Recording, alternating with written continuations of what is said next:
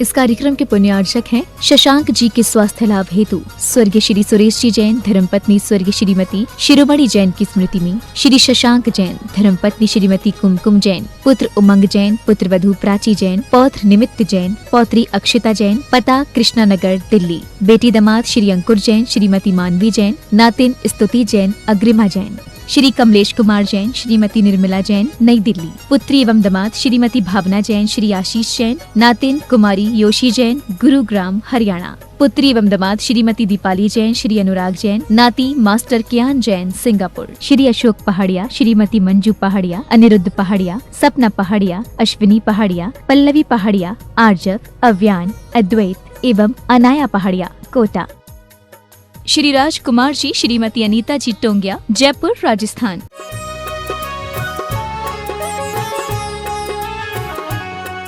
श्री ओम नमः सिद्धेभ्यः। जय श्री ओम नमः सिद्धेभ्यः। जय श्री ओम नमः सिद्धेभ्यः। सर्वमंगलमांगल्यं सर्वकल्याणकारकं प्रधानं सर्वधर्माणां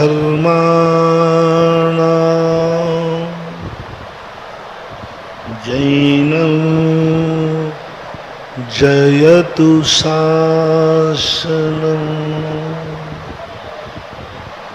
पंच परमेष्टि भगवान की आचार्य श्री गुरुवर कुंद कुंद महाराज की, आचार्य श्री गुरुवर विद्यासागर महाराज की।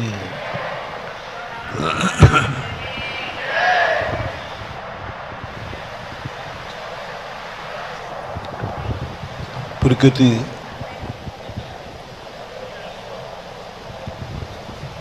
कानून, माँ, गुरु, धर्म, एक ऐसे इस दुनिया में, सृष्टि में हमारे लिए पुरस्कार के रूप में मिले। प्रकृति ने बहुत बड़ी गॉड गिफ्ट दी है कि तुम्हें माता पिता दिए। प्रकृति ने बहुत बड़ी गॉड गिफ्ट दी है जो अपनी गोद में तुम्हें सर्वोच्च स्थान दिया। प्रकृति ने इस दुनिया में राजाओं को बनाया, कानून को बनाया। कानून एक बहुत बड़ी गॉड गिफ्ट है। राजकीय व्यवस्था एक बहुत बड़ी गॉड गिफ्ट है। तुम्हारी जिंदगी में कोई गार्जियन है, तुम बहुत बड़े पुण्यात्मा हो, बहुत बड़े पुण्यात्मा। अनाथ किसे कहते हैं? जिसको कोई गाइड करने वाला ना हो, जिसकी कोई उंगली पकड़ने वाला ना हो, जिसको कोई दिशा निर्देश देने वाला ना हो, जिसका कोई गुरु ना हो, जिसका कोई भगवान ना हो, जिस राज्य का राजा ना हो, जिस घर में माँ बाप ना हो, ये सब अनाथ कहलाते हैं। और जिनके पास सब कुछ होता है वे शनाथ कहलाते हैं। और ये सारी प्रकृति की व्यवस्थाएं हैं। भगवान को दो प्रकार के भगवान बनाए। एक भगवान वह है जो अपनी आत्मा में लीन रहता है, उसे दुनिया में किसी को कोई लेना देना नहीं। अच्छे आदमियों में एक सबसे बड़ा दुर्गुण होता है कि वे अपने आप से मतलब रखते हैं, दुनिया से कोई लेना देना नहीं, कोई मतलब नहीं, दुनिया क्या कर रही है कोई लेना देना नहीं। वो अपना लोटा छानते हैं, अपनी जिंदगी संभालते हैं, अपने मन को संभालते हैं, अपने जीवन को संभालते हैं। उन्हें दुनिया से कोई मतलब नहीं, कौन क्या कर रहा है क्या नहीं कर रहा है,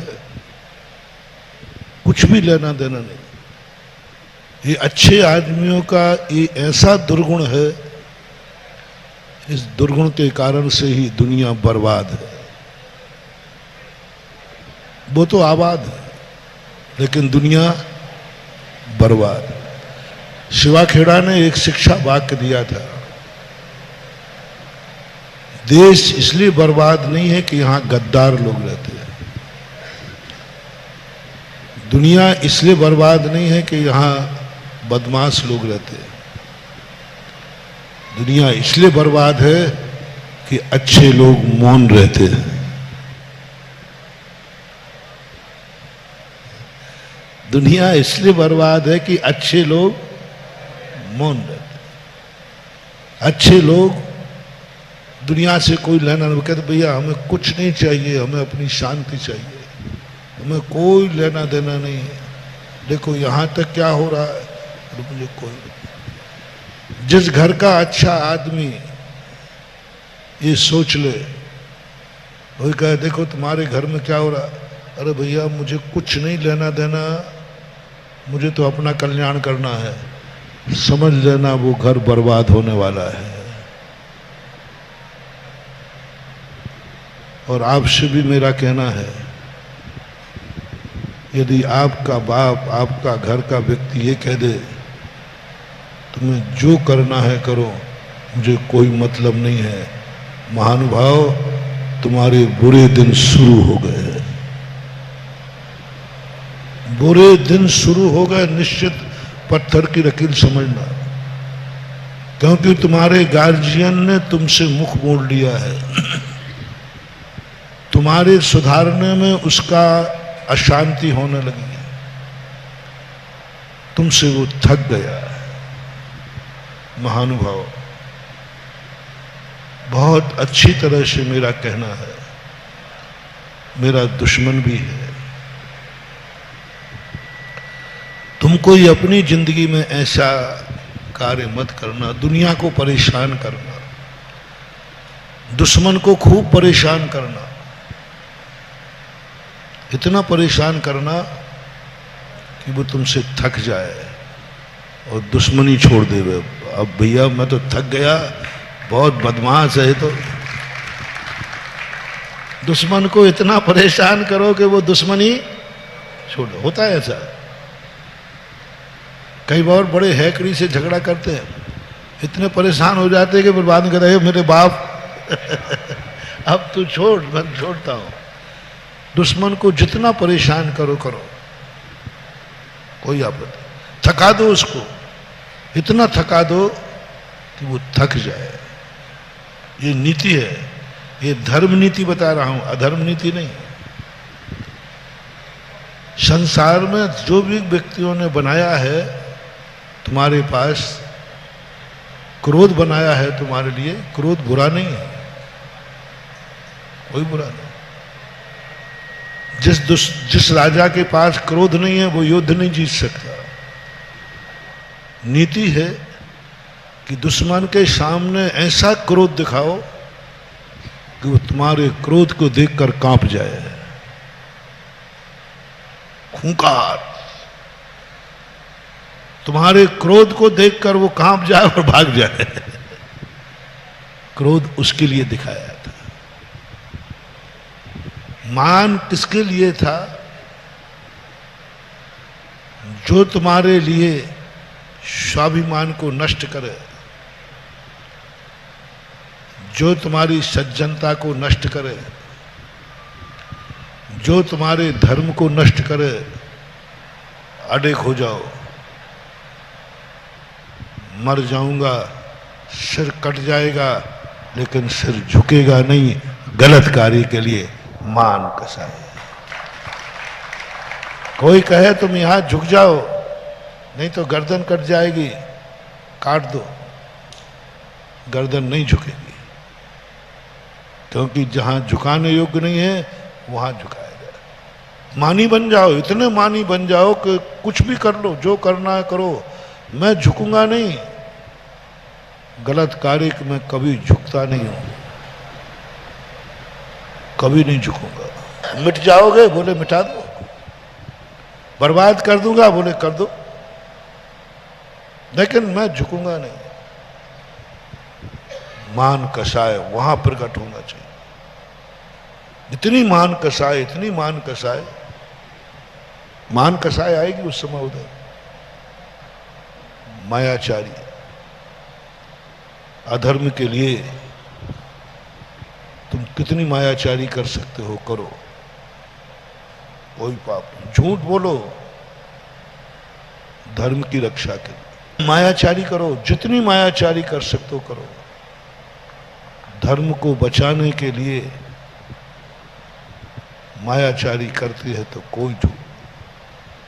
मां को यदि मायाचारी नहीं आती है तो उसको मां नहीं बनना चाहिए।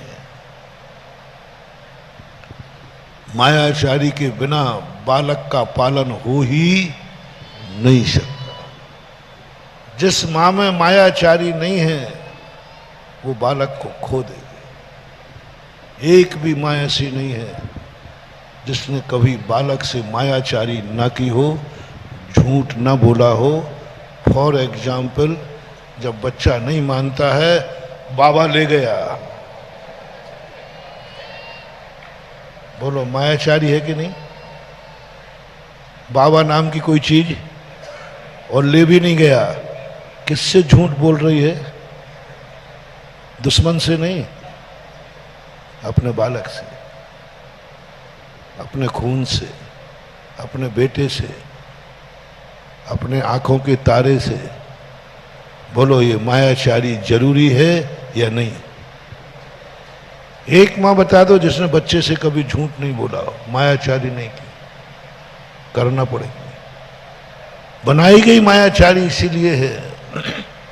अपने को बचाओ, अपनों को बचाओ, धर्म को बचाओ, कितनी भी मायाचारी करना पड़े करो। शेठ सुदर्शन, सुदर्शन चरित्र में लिखा, एक रानी ने उसके धर्म को नष्ट करने की बात ठानी। धर्मात्मा है, अणुवृत्ति है, मायाचारी की चरम सीमा। उसने पूछा कि मैं तुम्हें चाहती हूं, तुम मेरा प्रणय स्वीकार करो। मायाचारी देखना, वो कहते तुमने गलत नंबर डायल कर लिया, मैं तो हिजड़ा हूं, नपुंसक हूं। झूठ मायाचारी था नहीं, लेकिन रानी थी, अभया रानी। दूसरा कोई उपाय नहीं था बचने का, झूठ बोलने के अलावा कोई दूसरा उपाय नहीं था, मायाचारी के अलावा उपाय नहीं था।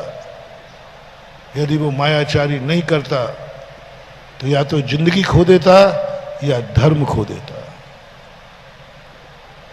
जिंदगी खो देता या धर्म खो देता। मायाचारी की, स्पष्ट मायाचारी की। ग्रस्त था, शादीशुदा था, पुत्रवान था, धर्म की रक्षा के विषय मायाचारी।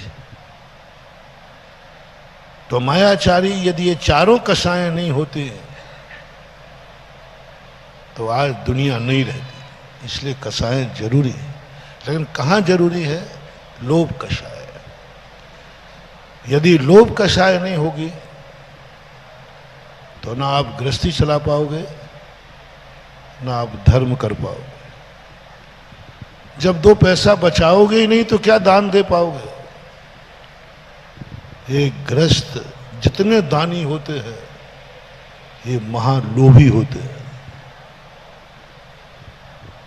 किसके लिए? पाप के लिए, पाप कर्मों के लिए। इतना लोभी होते हैं, इतना लोभी होते हैं, बहुत कंजूस होते हैं। एक बार एक स्थान पर मैं छत पे खड़ा हुआ था, एक सेठ जी टमाटर लेने के लिए, ठंड का समय था, कूंजड़े भी कांप रहे थे, इतनी ठंड, और वो सेठ जी 5 पैसे के लिए कंबल करने के लिए 5-7 ठेलों पर घूमा, और मैं छत पे से देख रहा था। वो रेट पूछता, नहीं इतने कम में देना हो तो वो आगे बढ़ जाता। मैंने कही दुनिया कितनी कंजूस है, बेचारे खेत से टमाटर ला रहे हैं, ठंड में लगा रहे हैं, 5 पैसे के लिए व्यक्ति इतनी कंजूसी। मैं कुछ बोल नहीं सकता, देख कर रह गया। उसी दिन बोलियां लगना थी, और उस समय बोली लगते लगते 6 लाख पर बोली टूटी। बहुत पहले की घटना, 20-25 साल पहले की घटना, 91 की घटना। 20-25 लाख, 6 लाख बोली टूटी। और जब वो खड़ा हुआ तो मैंने आंखें कि ये तो वही बुढ़ा कन्मई जा रहे, ये तो वही कंजूस है। ये 6 लाख की बोली, 91 में 6 लाख का मायना था। 32 साल में 6 लाख का क्या मायना भैया, बहुत मायना था। अरे मैंने कहा ये तो वही कंजूस आदमी है। तो मैंने कमेटी को बुलाया, मैंने कि ये इसका दिमाग तो ठीक है ना? बोले महाराज आप ऐसा क्यों कह रहे हो? बोले हमारे नगर का बहुत बड़ा सेठ है। मैंने कि बोलने के बाद देता है कि नहीं? अब मैं नया नया था गांव में, शहर में, मैं जानता नहीं था। मैंने कि ये देता है कि नहीं? बोल तो देता है कि नहीं? बोले महाराज जी कैसी बात कर रहे हैं, ये वो सज्जन है कि बोली बोलने के बाद शुरू करता है, बोली किसी के नाम टूटे, जहां तक इसने बोला है वो पैसा देगा। मान लीजिए बोली 6 लाख की टूटी, और मान लो 7 की चली जाती, अब उसकी हैसियत नहीं है। उसकी हैसियत कहां तक की थी? तो वो 6 जमा कराएगा। बोली मिले या, वो कहता है कि मेरे मुंह से निकल गया वो तो दान में जाएगा। अब मैंने कहा कि मामला मैं गलत हो रहा हूं। कमेटी कहती महाराज जी अभी देखना तुम इसके नाम बोली नहीं टूटती ना, तो शाम तक पहले बोली लेने वाला जिसके नाम टूटी है वो भली लेट पैसा देवे, लेकिन इसके नाम बोली नहीं टूटी और जहां तक बोली लगाई है ये शाम तक पैसा जमा कराता है। ऐसे सेठ भी दुनिया में हैं आज भी।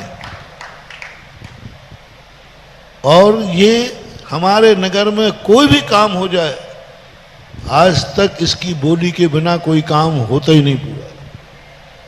नगर में छोटा हो बड़ा हो कैसा भी काम हो, उस व्यक्ति का दान नहीं लगे तो हम लोग समझते हैं कार्यक्रम सफल नहीं होगा। यानी हर कार्य में दान के बिना कार्य होता ही नहीं। अब मैं थोड़ी सी गलत नंबर डायल की गिलानी हुई, थोड़ा सा मैंने कहा भाई मैंने गलत, फिर मैंने कहा कि मैं भी गलत नहीं हो सकता, कहीं एक शकल के 2 आदमी हो। तो प्रवचन के बाद मैंने उन दादाजी को बुला ही लिया। मैंने कहा दादाजी आप सुबह सब्जी मंडी गए थे क्या? टमाटर लेने गए थे क्या? 5 ठेलों पे घूमे थे क्या? बोले हाँ गया था, मैं ही था। तो मैंने कही भाई वहां तुम 5 पैसे के लिए कितना समय बर्बाद किया आपने, और यहां बोली यूं ले ली। बोले महाराज जी आप महाराज होकर के भी ये बात नहीं समझ पाए। मैंने कही दादाजी धीरे से समझा दे मुझे, बात क्या है, क्या गजब। बोले महाराज वहां 5 पैसा भी जाता तो वो किस में जा रहा था, वो क्या करता पैसा लेकर, बीड़ी सिगरेट क्या करता? वो अधर्म में जाता, पाप में जाता, बुरे कार्यों में जाता। और जितना बुरे कार्य में गया वही तो हमारे पापानुबंधी पुण्य है। और यहाँ जो कार्य जा रहा है, यहाँ क्या गिनना, ये धर्म का कार्य है। यदि धर्मात्मा दानी लोभी ना हो तो दान भी नहीं कर सकता। दूसरी घटना घटी, देखो लोभ कसाय कितनी अच्छी है। बेटे ने गाड़ी मांगी, पिताजी हमारे सब दोस्तों के पास 4 व्हीकल है, पैसे वाला, हमें भी गाड़ी चाहिए। पिताजी ने गर्दन नीची कर ली, चेहरा उतर गया, ये पकड़ गाड़ी के पैसे, जो भी 5 लाख 10 लाख जो भी थे, ये पकड़। तुरंत गुस्से में उठे और तिजोरी से उनको लाकर 10 लाख रुपया पटक दिए, ये पकड़, ले आ गाड़ी जाकर के। बेटा कहता है चिल्ला के क्यों बोल रहे हो, फेंक के क्यों दे रहे हो, मैंने कोई गुनाह थोड़ी करा, जिंदगी में एक बार मांगी, सब दोस्तों के पास गाड़ी है, हमारे पास भी हो जाए, आप इतने चिल्ला रहे हैं। नहीं चाहिए मुझे पैसा, मुझे नहीं चाहिए पैसा, खुशी खुशी दो, हंस के दो, हाथ में दो तो लूंगा। बेटा भी कम नहीं था और बाप भी कम नहीं था, बेटा खुशी खुशी तो नहीं दूंगा, खुशी खुशी तो नहीं दूंगा, हाथ में तो नहीं दूंगा, हाथ से तो नहीं दूंगा। और बेटा कहता है जब तक खुशी खुशी हंस के नहीं दोगे पैसा उठाऊंगा नहीं। बोले बेटा पैसा तो उठाना पड़ेगा तुम्हें। इतनी बहस हो गई, इतनी बहस हो गई कि बेटा कहता है कि मैं पैसा जब तक खुशी खुशी नहीं दोगे मैं पैसा नहीं उठाऊंगा। और बाप कहता है तूने पैसा नहीं उठाया तो मैं रोटी नहीं खाऊंगा। पैसा तो तुझे तूने मांगा है, मेरे दरवाजे का मेरा नियम है, जो मांगेगा मैं उसे खाली हाथ नहीं भेजूंगा। मैंने आज तक किसी को इस दरवाजे खाली नहीं भेजा, तू तो मेरा बेटा है और तूने मांगा है मैं दूंगा, देना पड़ेगा। बहस होते होते होते लगभग 10:30 11 बज गए। हम हमारे आहार करके लौट के आए, दोनों को पकड़कर परिवार वाले या मेरे पास लाए और पूरा जब फैसला सुना मैंने तो मैंने कही दादाजी बेटे ने कोई गलत नहीं मांगा, आजकल का थोड़ा स्टैंडर्ड मेंटेन है, उठा के बेटा कह के दे दो ना। बोले महाराज आप कह रहे हो, आप कह रहे हो कि दे दो, मैं दे दूं इसको? मैं तो नहीं दूंगा। मैंने क्यों? बोले इससे पूछो कि कहाँ जाना, काय के लिए चाहिए गाड़ी, काय के लिए चाहिए, क्या करेगा गाड़ी? फैक्ट्री जाता है, दुकान जाता है, इसमें कोई बुराई है नहीं, दुर्गुण है नहीं, घूमने कभी जाता नहीं, दिन भर दुकान पे चढ़ा रहता है, इतना कमाई करता है महाराज, बुराई कुछ है नहीं। घर आता है सीधा दुकान जाता, अभी कभी कहीं और जाते ही नहीं, घूमने तक नहीं जाता, इतना कमाऊ है, कोई दुर्गुण इसके पास है नहीं। और अभी ये स्कूटर से जा रहा था प्रतिदिन। अच्छे बेटे की बात कर रहा हूं, सब गुण संपन्न बेटा है, कोई बुराई है नहीं, यहां तक कि सुपारी भी नहीं खाता था, पान भी नहीं खाता, गुटखा तो कोई सवाल नहीं। मंदिर जाता था, अभिषेक करता था, मुनियों का धर्मात्मा, सब गुण जो एक श्रावक में होना चाहिए उसके बेटे में थे। पिताजी ने कहा इसमें सब गुण है और इसको कोई काम है ही नहीं, घूमने भामने जाता तो फिर भी समझ लेता, कुछ नहीं करता इसको, बस एक ही दिखता है घर और दुकान, और स्कूटर से जाता था। तो मैंने क्या बात हो गई, अब वो गाड़ी से चलाया गया। बोले महाराज जी आप अभी भी नहीं समझ रहे। क्या गजब की बात कही महानुभाव। उसने कहा अभी 2 पहियों की गाड़ी से जाता था तो रास्ते की हिंसा 2 पहियों से होती थी, अब उसी रास्ते की हिंसा 4 पहियों से होगी। हिंसा आवश्यकता, इससे पूछो काहे के लिए चाहिए गाड़ी? मां दिखाने के लिए कि मैं सेठ का बेटा हूं, और जाएगा तो वहीं तक ना। ये कहीं घूमने जाता है, उससे पूछ लो कहीं घूमने जाए तो मैं लवा दूं इसको, कुछ नहीं करना है इसको, बस गाड़ी में बैठना। अभी 2 पहियों से हिंसा करता था, वही रास्ता तय करता था, और वही रास्ता अब वो 4 पहियों से करेगा। रास्ता वही है कि नहीं? तो हिंसा चौगनी होगी कि नहीं होगी? महाराज हमारा बेटा इतना अच्छा बेटा, इतना लाडला बेटा, इतना पवित्र बेटा आज हिंसा को चौगनी कर रहा है। क्या खुशी खुशी दे दूं? हिंसा को चौगनी कर रहा है, महान कसाई को चौगनी कर रहा है, तो फिर मत दो। मैंने कहा सीधा मना कर दो, मैं नहीं दे सकता हूं। बोले नहीं नहीं, ये सब दोस्तों से यही कहेगा मेरा बाप बहुत कंजूस है, क्योंकि सारे दोस्त इससे कहेंगे तेरे बाप के पास तो बहुत पैसा है, फिर भी तेरे पास 4 व्हीकल नहीं, तो ये क्या कहेगा? अरे भाई कुछ मत बोलो, मेरा बाप इतना कंजूस है और धर्म का बहाना बनाता है। हिंसा चौगनी हो गई, इसलिए ये जिससे वे पैसा खर्च ना हो गए, तो मैं इनके दोस्तों के सामने लोभी सिद्ध हो जाऊंगा। और ये कहेगा, छोकरे कहते हैं अपने बाप के सामने, अरे भाई मेरा बाप बहुत कंजूस है, ये कहेगा। क्योंकि इसके दोस्त पूछेंगे, समाज वाले पूछेंगे, क्योंकि हम पैसे वाले हैं, तो पूछेंगे तो यही टाइटल मिलेगा। तो मैं दुनिया में लोभी बन करके भी नहीं जीना चाहता हूं, और खुशी इसलिए नहीं करूंगा कि मैं हिंसा का समर्थन नहीं करूंगा। अनिवार्य जितनी हिंसा है, जब स्कूटर से काम चल रहा है तो 4 व्हीकल क्यों, 4 पहिए क्यों? क्यों मान कसाय करे और इतनी हिंसा करके जावे? इसलिए मन से दूंगा नहीं और दिए बिना रहूंगा नहीं।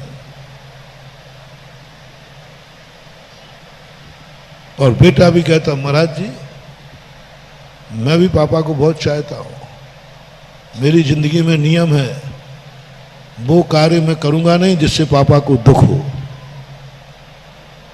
और पापा यदि खुशी से नहीं देते हैं तो मैं नहीं लूंगा,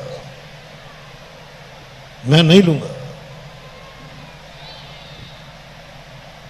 और वो कहता है महाराज जी पैसा हाथ से निकल चुका है, ये घर में वापस नहीं जाएगा, क्योंकि इसने मांगा है मैंने दे दिया, और मेरे मुख से जो मैं दे देता हूं वो पुनः वापस नहीं लेता हूं, क्योंकि मैंने दे दिया वो वापस तो नहीं जाएगा। ये जाने इसको कुआं में फेंक दे, जो करना हो ये करे, मैं इस पैसे को नहीं छूंगा, क्योंकि मैं अपने मुंह से इससे निकाल चुका हूं। कैसे लोग हैं रे दुनिया में महानुभाव, मुंह से निकल गया वो धन तुम्हारे लिए माटी हो गया, निर्माण हो गया। अपने यहां देखो कितने बड़ी चीज कही गई कि द्रव्य चढ़ाने के बाद वही द्रव्य तुम हाथ में लाए थे कि नहीं, पूजा में सजा के लाए थे कि नहीं, चढ़ाने के बाद यदि हाथ लग जाए तो इतनी अपवित्र हो जाती है कि हाथ धोने के लिए कहा गया है। चढ़ी हुई द्रव्य हाथ लग जाए तो हाथ धोना पड़ता है। चढ़ी हुई द्रव्य, बिना चढ़ी हुई द्रव्य लगे उसका हाथ नहीं धोना। जब तक अर्घ नहीं चढ़ा है तब तक पूजनी है, वो अर्घ बंदनी है, वो अर्घ पवित्र है, वो हाथों को पवित्र कर रहा है। जैसे ही तुमने स्वाहा किया वही चावल, वही बादाम, वही सब अछूत हो गए, छूने लायक नहीं रहे, निर्माण हो गए। अब यदि हाथ लग जाए तो हाथ धोना पड़ेगा। ये संसार का पहला दर्शन। माइनॉरिटी का जब केस चला अल्पसंख्यक का, तब बहुत सारी चीजें सामने आई। मैंने एक ही दलील दी कि हिंदू धर्म और जैन धर्म अलग अलग क्यों है। एक किताब लिखवाई थी डॉक्टर रमेश चंद्र जी बिजनौर वालों ने लिखी थी, जैन धर्म की मौलिक विशेषता, वो कोर्ट में पेश हुई थी। उसमें मैंने एक सबसे बड़ा पॉइंट दिया था सुप्रीम कोर्ट के मजिस्ट्रेट के सामने। मैंने कहा सबसे बड़ा बेसिक पॉइंट है कि दुनिया के भगवानों के सामने जो चढ़ता है, चढ़ने के पहले वो अपवित्र होता है और चढ़ने के बाद वो पवित्र हो जाता है, प्रसाद हो जाता है, पूजनीय हो जाता है, वंदनीय हो जाता है। सारी दुनिया में देखना प्रसाद चढ़ता ना, फिर वो प्रसाद कितना हो गया पूजनीय, बड़े सम्मान के साथ लेते, सिर पर धारण करते हैं, ऐसे प्रसाद खाते ना, वो हाथ सिर पे फेरते, यानी भगवान को चढ़ने के बाद पूजनीय हो जाता है, वंदनीय हो जाता है, प्रसाद हो जाता है। और जैन दर्शन में चढ़ने के पहले वो वंदनीय है, पूजनीय है, चढ़ने के बाद वो इतना पवित्र हो जाता है कि छूते भी नहीं है और अपवित्र हो जाता है। सबसे बड़ा बेसिक अंतर ये है।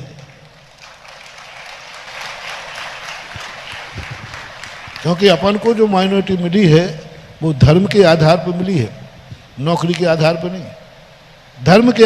और धर्म का सबसे बड़ा अवतारवादी आदि बहुत सारे पॉइंट हैं, लेकिन ये पॉइंट जब प्रस्तुत किया गया, सामने वाला वकील कोई जवाब नहीं दे पाया।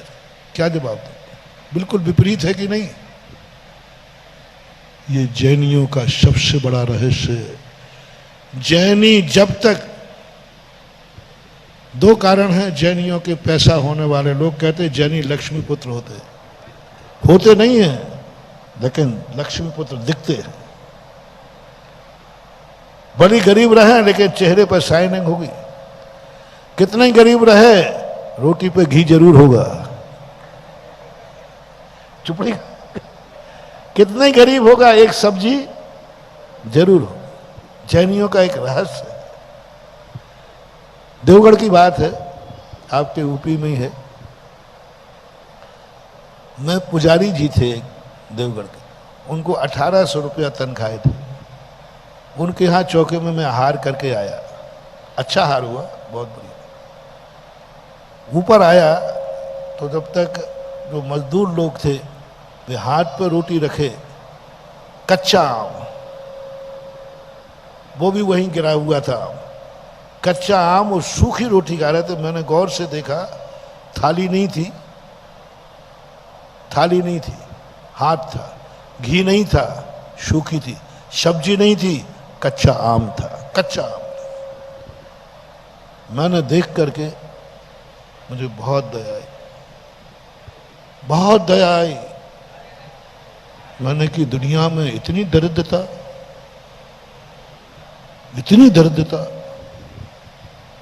उसी समय कल्याण सिंह मुख्यमंत्री थे, वो मेरे दर्शन को आने वाले थे।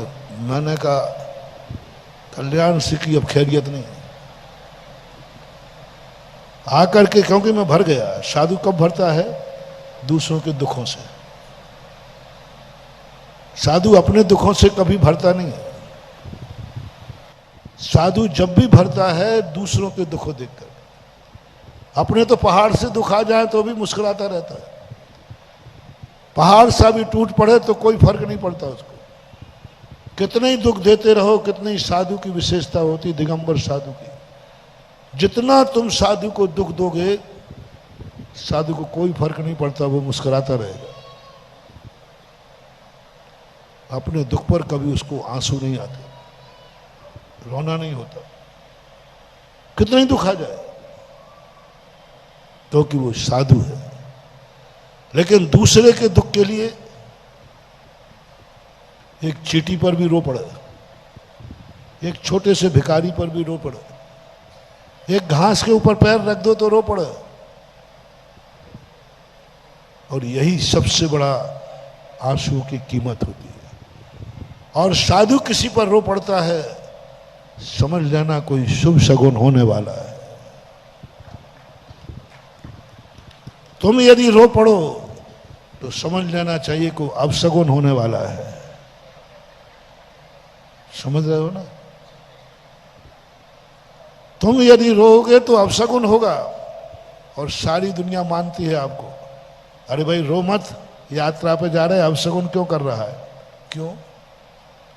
मूल कारण है, तुम जब भी रोओगे अपने स्वार्थ से रोओगे, अपने दुख से रोओगे।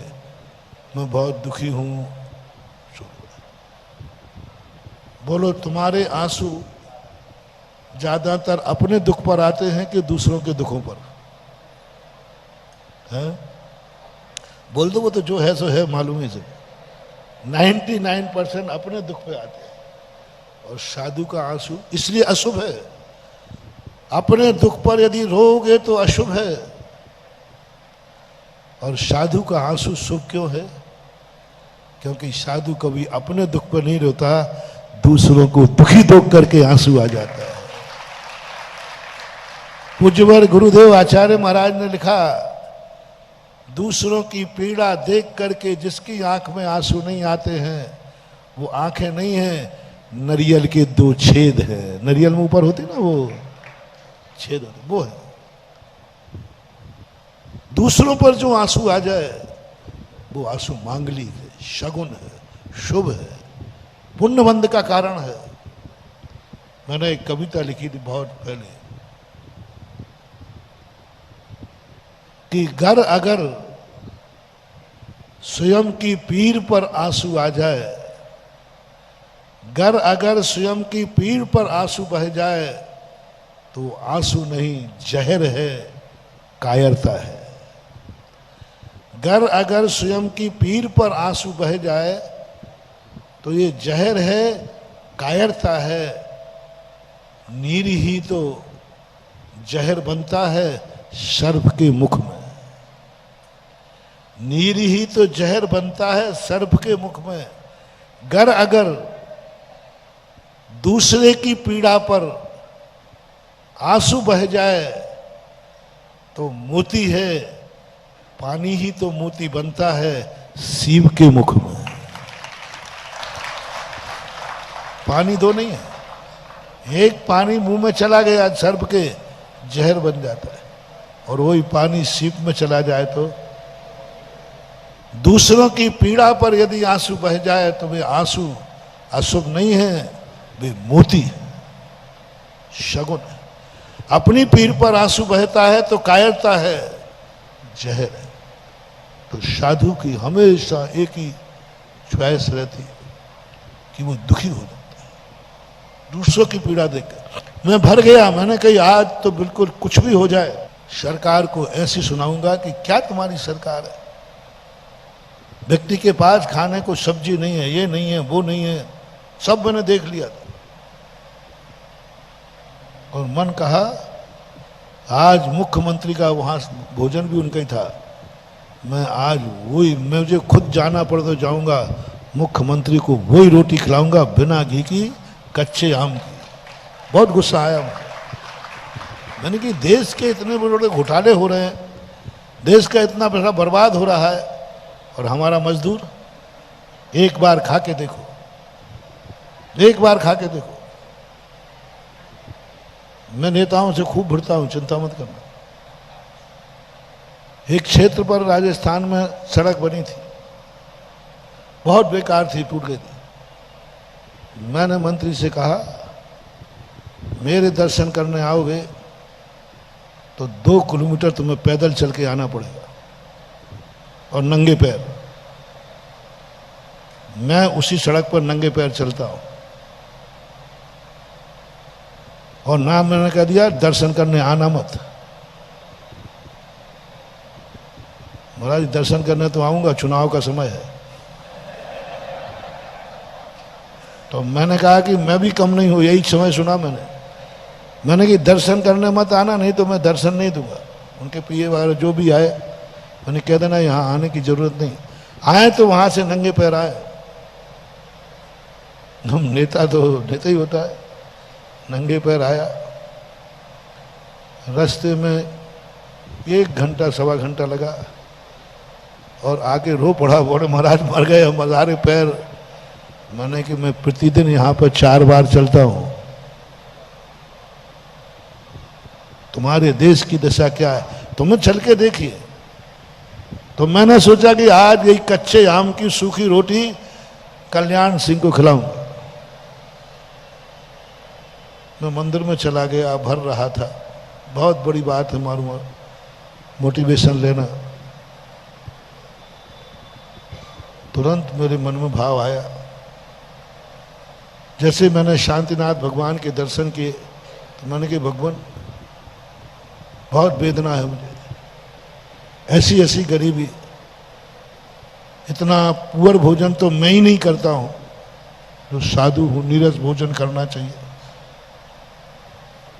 और मैं भोजन करता हूँ, मैं भी तो घींच लेता हूँ, हाथ पे तो खाता हूँ लेकिन सूखी नहीं खाता हूँ, सब्जी तो होती ही। पता नहीं शांतिनाथ भगवान को देखा तो वे मुस्कुरा रहे थे। मैंने कि भगवान आप मुस्कुरा रहे हैं, हमने तो आज देखा, आप तो हमेशा से देखते आए अंतर्यामी। क्या उन्होंने सुझाया कि मुख्यमंत्री को फटकारने के पहले जिसको तुमने देखा है उसको बुला के पूछो कि ऐसा क्यों होता है। मैंने मिस्त्री को बुला लिया। मैंने कि भाई आपके घर में कितना कमाते हो? उस समय लगभग 100 रुपया मिलता था मिस्त्री, बेलदार के 50-60 रुपया थे। मैंने कितने लोग कमाते हो आप लोग? बोले 10 लोग हैं हमारे यहाँ, सभी कमाते हैं, महिलाएं भी कमाती हैं, हम भी कमाते हैं, बेटा भी कमाता है, भाई भी कमाता है। कुल मिलाकर के 500 रुपया पर डे की उनकी कमाई थी, मजदूरी। महीने का कितना हो गया?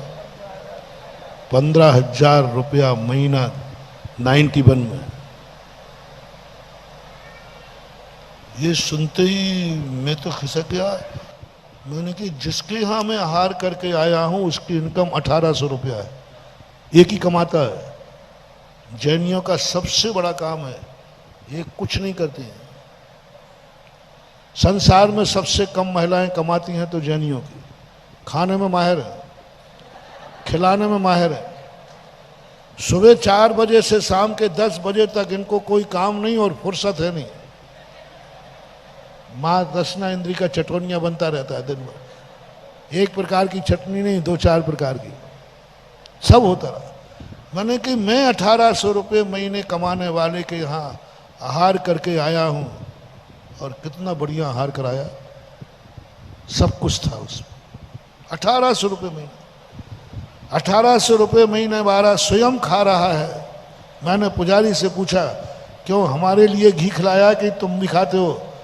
बोले महाराज मेरे बिना घी के गले ही नहीं उतरे, जैनी का गला है, बिना सब्जी सब उसने बताया। मैंने कि मुझे ही खिलाया कि आप? उसने सब बना, रोज को बनता है, सब्जी बनती है, 2 सब्जियां बनती है, पूरा मैंने पूछ लिया। मैंने कि और क्या खर्च है तुम्हारे?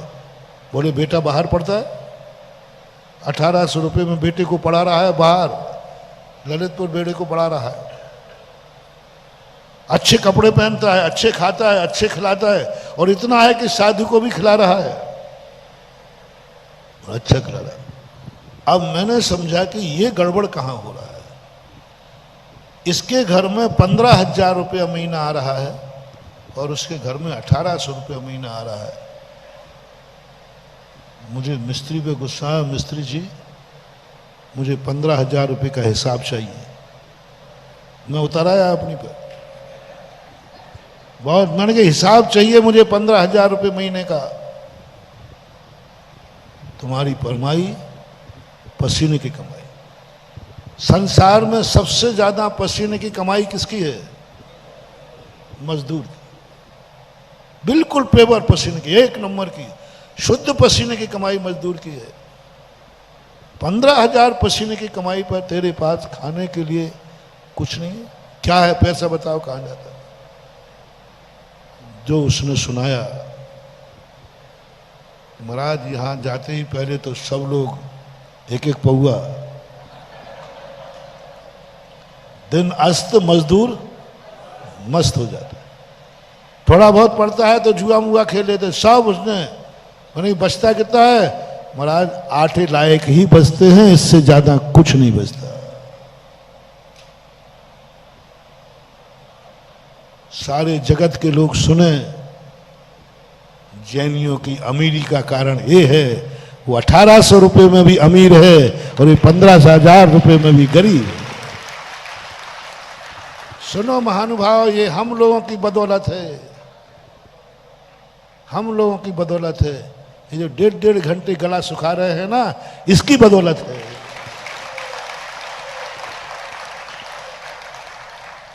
ये जिनवाणी माँ की बदौलत है, ये जिनेन देव की बदौलत है, जिन्होंने अपने लिए मोक्ष को भी 9 साल के लिए रोक दिया।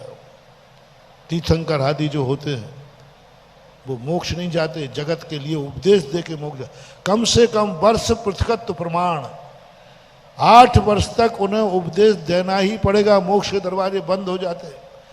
8 वर्ष पहले वो जाकर मोक्ष का आनंद ले लेते हैं, लेकिन दुनिया के खातिर उस मोक्ष के सुख को थोड़ा रोक देते हैं। हम लोगों की बदौलत है जो आपके चौके में जाते हैं, आहार करने नहीं जाते हैं महानुभाव, उस घर को सुधारने जाते हैं महानुभाव। यदि रोटियां ही खाना है, पेट ही भरना है, तो महावीर स्वामी हमें क्यों घर घर घुमाते हैं, सीधा कमरे में टिफिन मंगवा ले में ना, क्यों, क्या बात है? टिफिन से पेट नहीं भरता? टिफिन से पेट भरता है कि नहीं बताओ? आप लोग तो टिफिन खाते हो।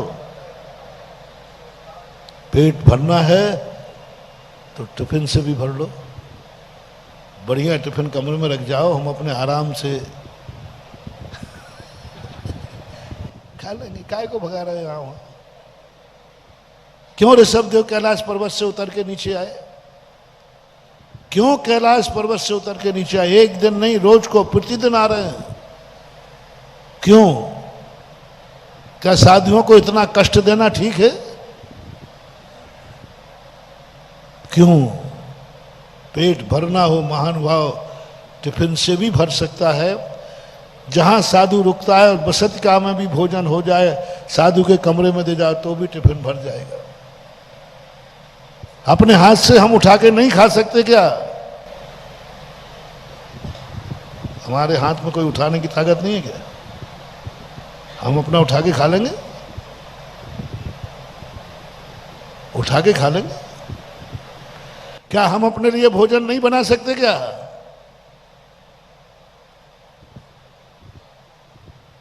क्या अपने पेट के लिए साधु नहीं कमा सकता क्या? क्या समझते हो तुम? हैं? बिना कमाऊ हूं, कमा नहीं पाया सो बाबा जी बन गया। देखो ज्यादा पानी पे मत चढ़ा देना। हाँ, और मेरे संबंध में और आचार्य श्री के संबंध में तो कुछ बोली मत देना कमाई पे। कई लोग कहते हैं महाराज जी यहाँ आपके ये हाल है, यदि आप वहाँ होते तो पीएनसी ग्रुप को कहीं पीछे तो नहीं कर देते? कर सकते। जो धम्मे सूरा सो कम में सो, बहुत बड़ी बात। जितने मुनि हुए, महावीर स्वामी हुए, ऋषभदेव हुए, तीर्थंकर हुए, ये इसलिए नहीं थे कि ये कमा के नहीं जानते थे, इसलिए नहीं थे कि इनके बाप के पास कुछ धन दौलत नहीं थी, इसलिए नहीं तुम्हारा अन्न खाते हैं कि कमा के नहीं जानते, इसलिए अन्न नहीं खाते हैं कि बना के नहीं जानते हैं, इसलिए तुम्हारे हाथ से हार नहीं लेते हैं कि हमारा हाथ उठा नहीं सकते। थाली रख दो मैं उठा लूंगा। जैसे आप लोग आजकल वो कैटर्स होते ना, वही कहते थे पहले प्रसाद दिया जाता था, अब आजकल देते नहीं है, पट्टा स्वयं उठा के खाता है। ये फैशन चल गया आजकल, हम भी करेंगे ये फैशन। पेट भर जाएगा, कोई बाधा नहीं है, लेकिन तुम्हारा क्या होगा? तुम्हारा क्या होगा? तुम्हारी जिंदगी कैसे सुधरेगी? इसलिए महावीर ने कहा तुम सब कर सकते हो, तुम्हारे पुण्य के साधन बहुत है, तुम्हारा पुण्य बहुत है, तुम्हारे लिए भोजन तुम नहीं बनाओगे, श्रावक बनाएगा, इसी में श्रावक का उद्धार है। तुम बनाओगे तो तुम्हारा तो पतन हो गई, तुम्हारा समय कीमती है। तुम उतनी देर धर्म ध्यान करो, जगत के कल्याण की भावना करो, जगत को सुखी बनाने की भावना बनाओ। तुम इतने पूज्य हो तीन लोक में कि तुम्हारा समय दो रोटियों के कमाने में नहीं बीतना चाहिए, क्योंकि तुम्हारा समय अनमोल है। जितने समय में तुम रोटी कमाने का, भोजन कमाने में लगाओगे, उतने समय में तुम्हारी भावना लाखों लोगों को रोटियां दे देगी। साधु की बात कर रहा हूं, सच्चे साधु की। जितनी देर वो अपने लिए कमाएगा, अपने लिए कमाने में जितना समय लगे, घंटे, 2 घंटे, 4 घंटे, उतने समय में साधु यदि जगत के कल्याण की भावना भाए तो लाखों रोटियों को रोटियां दी जा सकती हैं। बोलो, एक व्यक्ति से रोटी बनवाई जाए या उसको रोटी कमाने से फ्री कर दिया जाए तो लाखों लोगों के व्यापार चल जाएंगे, लाखों लोगों के घर भर जाएंगे उतनी देर में। महावीर ने कहा नहीं, तुम नहीं बनाओगे, तुम भावना भाव, सुखी रहें सब, तुम भावना, तुम्हारी भावना में ताकत है। भावना भाव जंगल में आग लगी है। भावना भाव, ये जंगल के सारे लोग, सारे पशु इतने पुण्यात्मा नहीं हैं, ये जल के मर जाएंगे लेकिन अपने आप को नहीं बचा पाएंगे। मुनिराज से कहा तुम अपनी चिंता छोड़ो, तुम भावना भाव, तुम्हारी भावना में ताकत है, जेठ की दोपहरी में भी बरसात हो सकती है। परसेंटेज की बात कर रहा हूं, परसेंटेज निकाल दीजिए। आज भी जैनियों में व्यसनों की संख्या का परसेंटेज कम है। किसकी बदौलत? साधु। क्योंकि साधु जब तुम्हारी संगति में आता है, पूज्यवर ने लिखा, साधु की संगति से लोग संत बने या ना बने, लेकिन संतोषी जरूर बन जाते हैं। संतोषी का अर्थ व्यसनों से मुक्त जरूर हो जाते हैं। मैं आपसे अभिषेक करने के नियम देता हूं, इसलिए नहीं कि तुम धर्मात्मा बन जाओ, इसलिए नहीं कि तुम भगवान बन जाओगे। मैं इसलिए नहीं कह रहा हूं तुमसे कि अभिषेक करो तुम भगवान बन जाओगे, वो उम्मीद तुमसे नहीं है। तुम धर्मात्मा बन जाओगे, वो उम्मीद तुमसे नहीं है। अभिषेक करने से तुम धर्मात्मा बन जाओगे, उम्मीद नहीं है। मात्र एक ही तमन्ना है मेरी कि जो बेटा भगवान का अभिषेक का लोटा प्रतिदिन उठाएगा, उसकी जिंदगी में उसके हाथ में शराब की बोतल नहीं आ पाएगी। बस इतनी सी बात, बस इतनी सी बात है। अभिषेक कराना मेरा पर्पस नहीं है, शराब की बोतल से बचाना मेरा पर्पस है। उसको एक दिन मन में आएगा, अभी मैं शराब पी रहा हूं, सुबह भगवान का अभिषेक का लोटा, अभिषेक करना, एक दिन उसके हाथ कांपेंगे, कांपेंगे हाथ। ये मात्र हमारा पर्पस है, व्यसन से मुक्ति। इससे तुम्हारा संसार सुरक्षित होगा। 1800 रुपए का चमत्कार कराना है तो हर जैनी को भगवान का अभिषेक कराना है। कम आमदनी में खर्चा पूरा करना है तो दिगंबर जैन मुनि को हार दिलाना है। कम खर्चे में अपनी जिंदगी की इच्छाएं पूरी करना है तो दिगंबर जैन मुनि जो त्याग करा है वो कर देना है। अतिशय कर रहा हूं, बहुत आमदनी पे बहुत खर्चा करना इकाई का अतिशय। आमदनी ज्यादा है और खर्चा ज्यादा है तो क्या का आमदनी है, वो चमत्कार नहीं कह रहा। आमदनी भी खूब है, खर्चा भी खूब है, ये अतिशय नहीं है। अतिशय क्या है बोलो ना? आमदनी कम है, खर्चा पूरे है। आमदनी कम है और खर्चा पूरे हैं, खाना पूरा स्टैंडर्ड का है, और आमदनी 1800 रुपया है। ये चमत्कार है दिगंबर जैन साधु की संगति का। इसलिए अपने परिवार को, अपने बच्चों को साधु की संगति में रखो। इसलिए मैंने पहले दिन कहा था कि तुम बच्चों को आगे लाओ, बच्चों को प्रोशन में लाओ, बच्चों को हार में धान खड़े हो, धोती दुपट्टा पहनाओ, बच्चों को पाठशाला भेजो। कोई कारण नहीं महानुभाव, कोई मैं मुनि नहीं बनाना है, कोई धर्मात्मा नहीं बनाना है, और ये बनाने से बनते भी नहीं है। धर्मात्मा बनाने से नहीं बनता, खुद बनना पड़ता है। लेकिन अच्छा संसारी बनता नहीं है, बनाना पड़ता है। सावधान, धर्मात्मा बनाया नहीं जाता, बनता है। मुनि बनाया नहीं जाता, बनता है। बनता है अपने आप, जबरदस्ती नहीं बनाया जाता।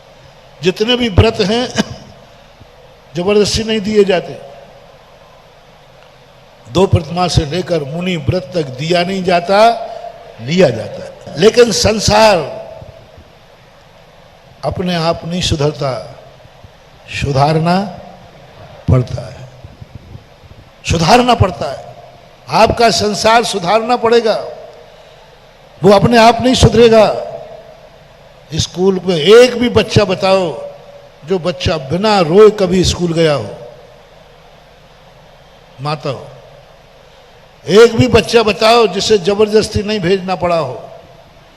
एक भी बच्चा बताओ जिसे मायाचारी से स्कूल नहीं भेजना पड़ा हो। एक भी बच्चा बताओ जिसे लोभ देकर स्कूल ना भेजना पड़ा हो।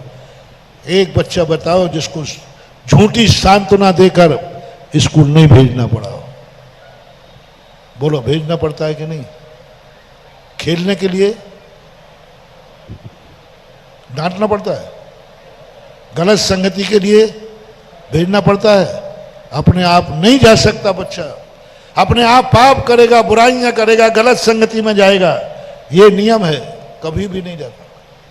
लेकिन अच्छे कार्यों के लिए वो जाएगा नहीं, हमें भेजना पड़ेगा। इसलिए मेरा भाव था कि तुम बच्चों को आगे करो, इसलिए नहीं कि मुझे महाराज बनाना है, इसलिए कि इसकी जिंदगी में कुछ भी ना लिखा हो, कुछ भी किस्मत में धन लिखा के ना आया हो, कोई भी लक्ष्य उसके नहीं है, लेकिन हमारी संगति में आएगा तो 1800 रुपये का अतिशय दिखा दूंगा।